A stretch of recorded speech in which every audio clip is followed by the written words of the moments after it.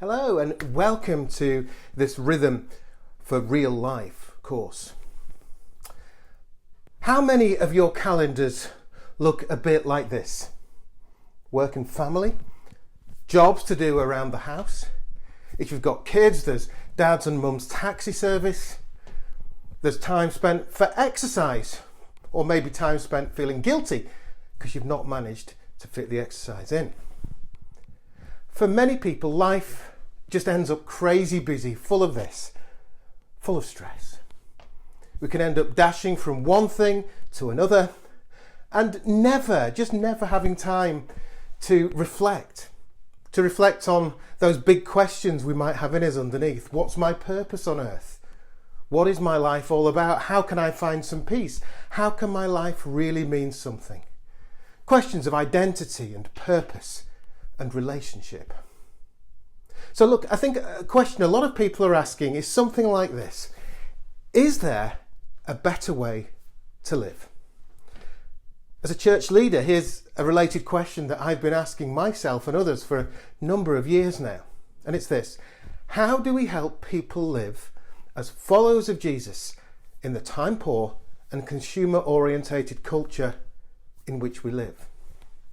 Now that phrase, time poor, is odd, isn't it? Because there are exactly the same number of hours in a day that there've always been. But it seems to describe the reality for many people. We can't deny, can we, that we do live in a consumer society. Things must fit us exactly. They must meet my needs, or I'm not going to engage with them. Sadly, that's even infected the church too. But of course, the church is the Jesus movement in the world. It's called to show a different way of being human, to join in with God's perfect purposes for the world, which just don't fit that consumer mentality. But maybe things don't have to be that way. Maybe there's an ancient wisdom that we can draw on. Maybe we really can learn to live in a different way, the Jesus way. Just think for a moment about the way nature is set up. There's a rhythm to it, isn't there? Think of the seasons, each with its own characteristics, each essential to life flourishing. There's the circadian rhythm in human beings, which regulates how our bodies work over 24 hours. And we know, don't we, how we struggle if we don't get enough rest and sleep. There's a rhythm too, which God instituted from the very beginning. Work on 6 days, rest on the 7th. The Bible calls this the Sabbath. 1 day of rest a week for our physical, emotional and spiritual health. Now, the ancient Christians knew all about this, and there was a time in the 2nd and 3rd centuries when some Christians actually took themselves away from the busyness of urban environments out into the Egyptian desert and sought out rhythms for their lives which made room for God, made room for rest, for work, for a balanced and healthy way of life. Over time, monastic communities began to be formed, groups of men or women who lived in community and adopted a shared rhythm or way of life. In time, those monastic movements formalised these rhythms into what's become known as rules of life. But not rules as in things you must do or mustn't do, but more like a ruler, something that we measure how we live against. Now, most of us don't live in monasteries and convents, do we? We live in the world of work, of bills, of families, of financial struggles, of rent or mortgages, of pressures of all kinds.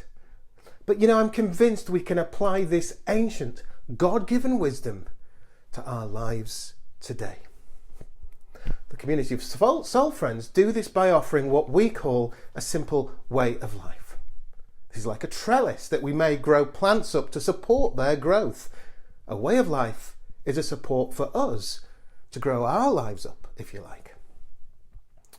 There are 5 waymarks: prayer, a rhythm of work and rest, simplicity, learning and growth, and serving others.